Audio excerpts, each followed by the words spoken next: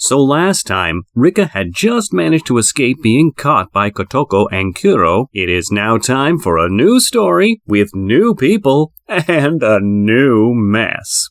In the seaside town of Totomizo, octogenarian Tai leaves her talking cat, a Bakeneko, at home to go for a jog. At the shore, she comes across a bunch of sad townspeople. Upon asking why they all look so glum, she is told that the reason for the deaths of all the fish in the sea has still not been uncovered. They also inform her about the worries they have regarding the drop in tourism due to this incident. In reply, Tai reminds them that the town has been through a glittering year, having gained a lot of fame due to a TV show featuring the town's local food. Hence, this unfortunate incident should be taken as a warning from the sea god to not get carried away with all the good fortune and stay humble instead. Bidding them farewell, she continues on her jog. The mayor of the town breaks away from the gathered townsfolk to speak with Tai privately. While thinking about a resident of the town that had passed away recently, Tai wonders whether Zenta really cursed the town where he lost his grandson, Tsubasa,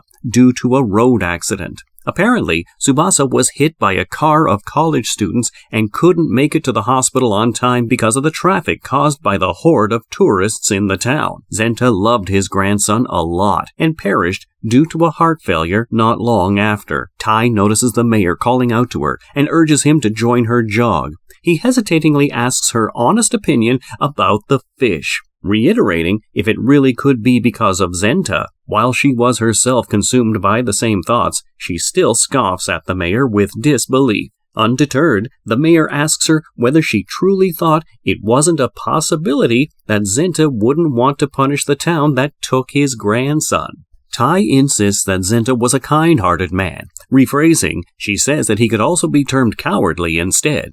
She says that while it was possible for him to hate people or even hold a grudge, he definitely did not have the mettle to actually kill someone. Agreeing with her, the mayor suggests that Zenta could have had help with the deed. That finally managed to get Tai's attention, and mine too, honestly. The mayor reminds Tai of the wooden doll that Zenta was making after his grandson's passing. He asks if Tai saw any such doll in Zenta's house when she found his body. Thinking back to the fateful day, Tai remembers that she did indeed see the completed doll before she realized that Zenta had passed. She also recalls being surprised at the doll's disappearance a while later when the police had got there for investigation. Resuming her walk, Tai denies having seen it and says that it could be in some closet for all she knew. "You're being strange, old woman." Determined to get an answer from Tai, the mayor says that the doll was roughly about the size of Zenta's grandson, which had even prompted a few people back then to believe that Zenta was bringing a replacement grandson into being. He also says that some people have reported seeing such a doll at the seaside lately.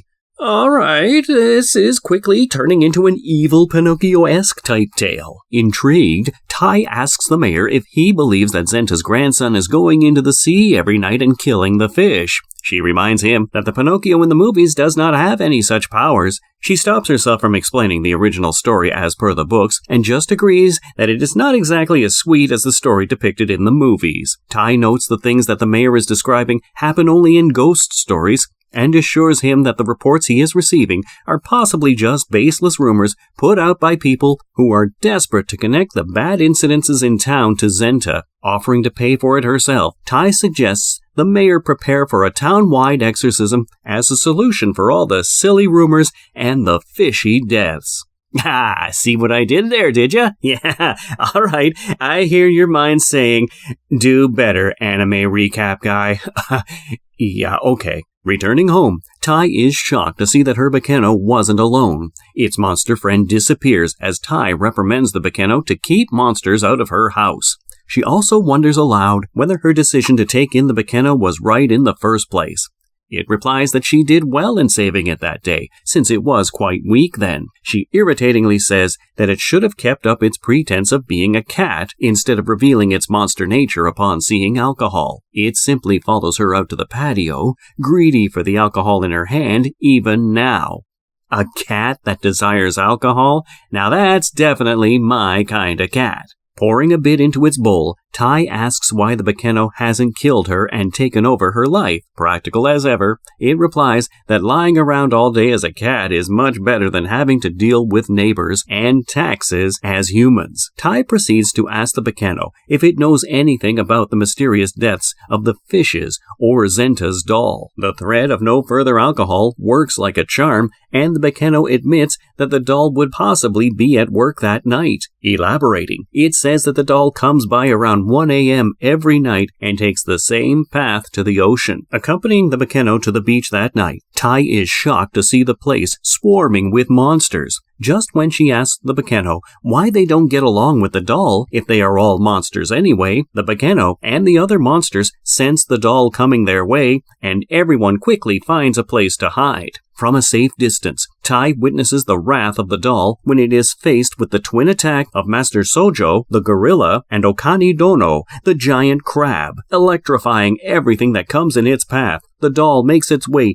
deep into the ocean and zaps every fish in its vicinity with its electricity, instantly killing them all. Later, the Bakeno tells Tai that a few of the monsters tracked the doll drying itself in the mountains during the day, but haven't been able to make an advance yet. Adding that the monsters have already contacted their goddess of wisdom, the Bakeno also informs Tai that the goddess is on her way to help them and requests Tai to let the goddess join them at home. Tai agrees on the condition that this supposed goddess has to bring Tai a hostess gift to stay at her place. The next morning, Kotoko and Kuro reach Tai's house. Despite being told by the Bakeno that Kotoko is a human, Tai is still taken aback by her appearance. Accepting her gift from Kuro, Tai invites both of them inside to tell them everything she knows about Zenta and the doll. Curious about how Kotoko defeats this electric Pinocchio? Well then, join me next time. See ya!